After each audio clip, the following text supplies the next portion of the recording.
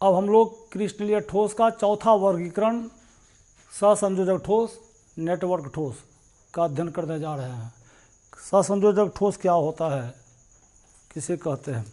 तो जिस क्रिस्टलीय ठोस के अवयवी कण एटम्स होते हैं, हाँ, जिस क्रिस्टलीय ठोस के अवयवी कण, ये जो कण हैं एटम होते हैं, ये एटम एटम एटम सारे के सारे एटम होते हैं। इसमें धनायन ऋणायन नहीं होता है, अणु नहीं होते हैं, एटम होते हैं।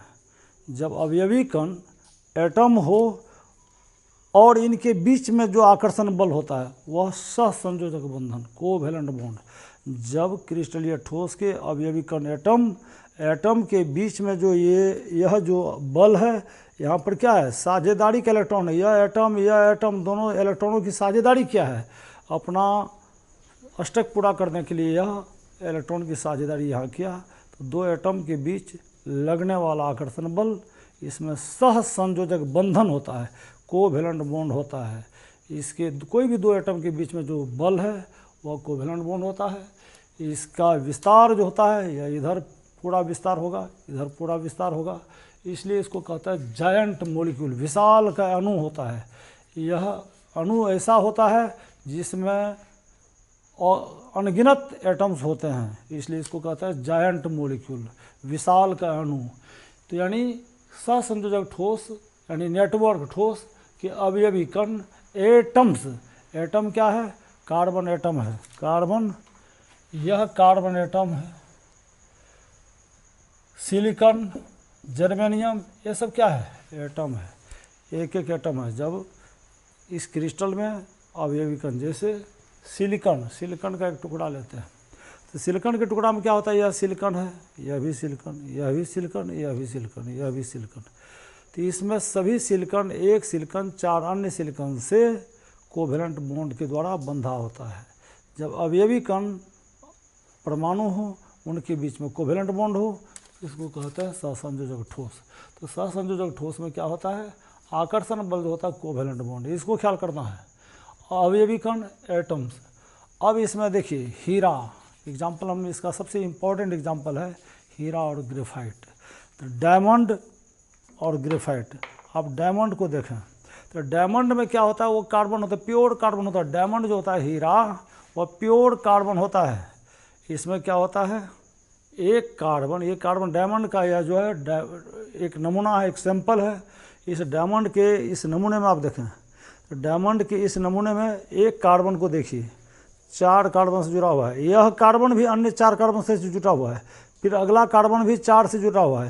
यानी एक कार्बन एटम चार कार्बन एटम के साथ कोवैलेंट बॉन्ड के द्वारा बंधा होता है।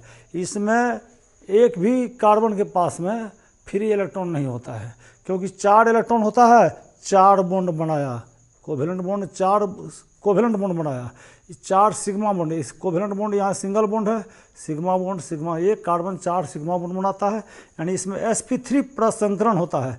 इसके बीच का जो एक कोण होता है ये 109.5 डिग्री होता है, यानी 109.5 डिग्री का कोण होता है। यह टेट्राहेड्रल होता है, चतुष्फलकीय होता है। इसमें sp3 प्रसंकरण, यह सबसे कठोर पदार्थ, जितना भी ठोस पदार्थ है इसमें सबसे कठोर होता है, क्योंकि इसका बॉन्ड लेंथ सबसे कम होता है और इसके बीच में जो आकर्षण बल होता है वो बहुत ज़्यादा होता है। यह भी एक जायंट मॉलिक्यूल है। हीरा, ग्रेफाइट, हीरा जो होता है यह इलेक्ट्रिसिटी का नॉन कंडक्टर है। इसका कारण क्या है, इसमें फ्री इलेक्ट्रॉन नहीं होता है।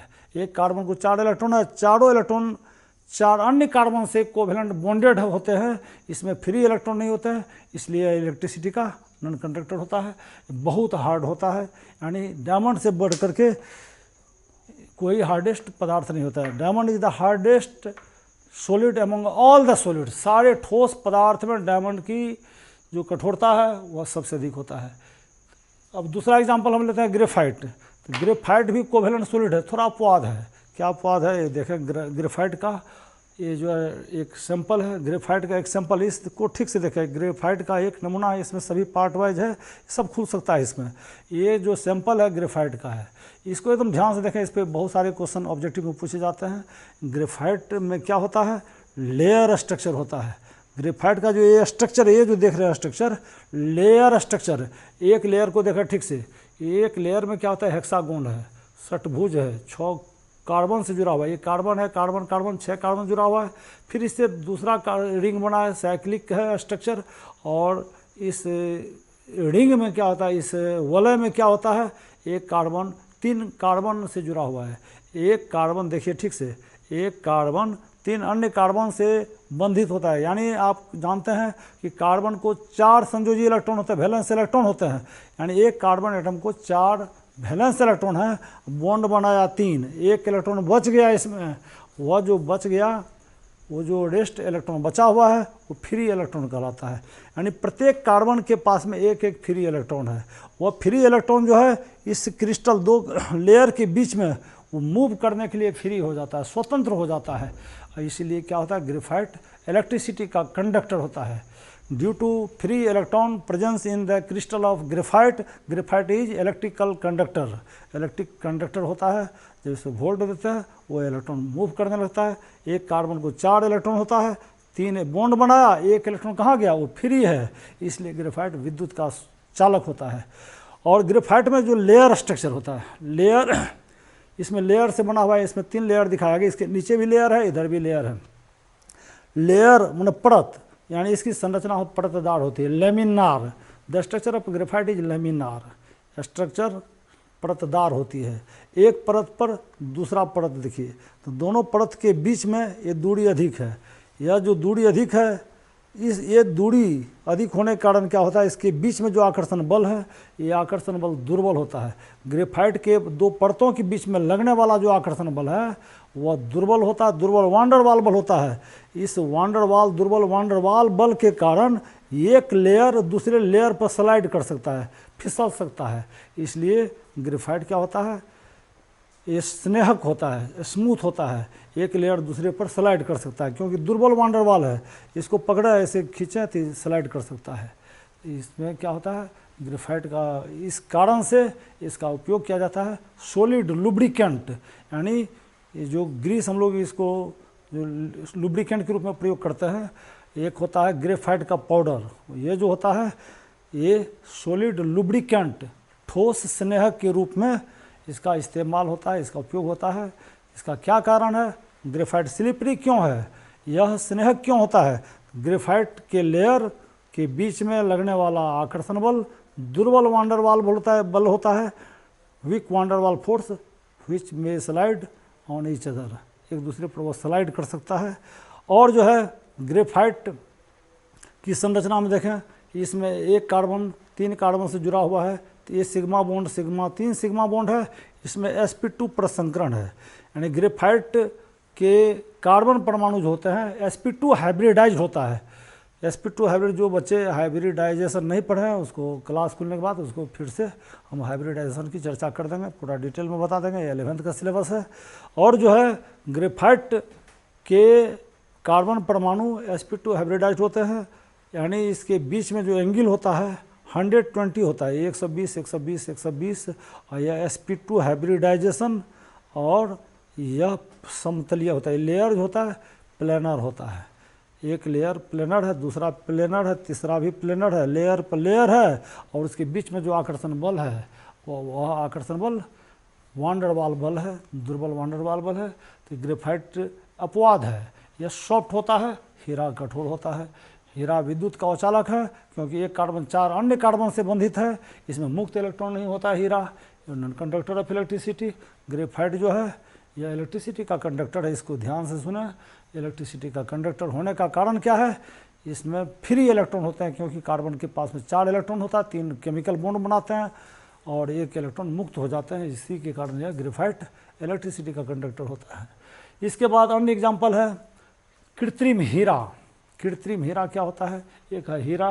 हीरा और ग्रेफाइट 100% प्योर कार्बन होता है, इसमें दूसरा कोई चीज़ नहीं है, सिर्फ बनावट में फ़र्क है, स्ट्रक्चर में फ़र्क है। हाँ, हीरा और ग्रेफाइट। और इसके बाद है कृत्रिम हीरा। कृत्रिम हीरा यह सिलिकॉन कार्बाइड होता है। तो सिलिकॉन कार्बाइड क्या होता है, इस क्रिस्टल में, हीरा के क्रिस्टल में सिलिकॉन और कार्बन दोनों होते हैं। सिलिकॉन और कार्बन के एटम कोवेलेंट बॉन्डेड होते हैं। सिलिकॉन कार्बाइड ये कृत्रिम हीरा है, इसमें हीरा की जैसा कठोरता है, हीरा के जैसा कठोरता, लेकिन हीरा की जैसा चमक इसमें नहीं होता है, इस कृत्रिम हीरा। ये क्वार्ट्ज SiO2, ये क्वार्ट्ज, ये भी कोवेलेंट सॉलिड है। इसमें क्या होता है, Si और O2 के बीच में कोवेलेंट बॉन्ड होता है। सिलिकॉन और जर्मेनियम ये इसी के अंतर्गत आता है। ये क्या होता है, कठोर होता है, विद्युत रोधी अभी बताया, लेकिन अपवाद में ग्रेफाइट है। ग्रेफाइट इलेक्ट्रिसिटी का कंडक्टर है, ये ख्याल करें। और बाकी जितना भी कोवेलेंट सॉलिड है वो नॉन कंडक्टर होता है। उच्च गलनांकी, ये बहुत ज़्यादा इसका स्ट्रॉन्ग फोर्स है, इलेक्ट्रिसिटी, इसका जो है एट्रैक्शन फोर्स है कोवेलेंट बॉन्ड वो बहुत मजबूत होता है। इसलिए क्या होता है, इसको गलाने के लिए अत्यधिक मात्रा में हीट देनी पड़ती है, इसलिए इसका melting point high melting point होता है। उच्च गलनांकी होते हैं, हाई मेल्टिंग पॉइंट होते हैं, ये काफ़ी इंपॉर्टेंट है। सिलिकॉन जर्मेनियम ये ख्याल कर लें, सिलिकॉन जर्मेनियम ये मेटल है, सेमी मेटल है, इसको धातु भी कहते हैं, लेकिन ये कोवेलेंट सॉलिड है। सिलिकॉन जर्मेनियम, ये ध्यान से सुन लें, सिलिकॉन जर्मेनियम न तो मेटल है नॉन मेटल है, मेटल नहीं है नॉन मेटल नहीं है, तो है क्या, मेटलॉइड उपधातु, और यह कोवेलेंट सॉलिड है, जो आप आगे पढ़ेंगे इसके बारे में।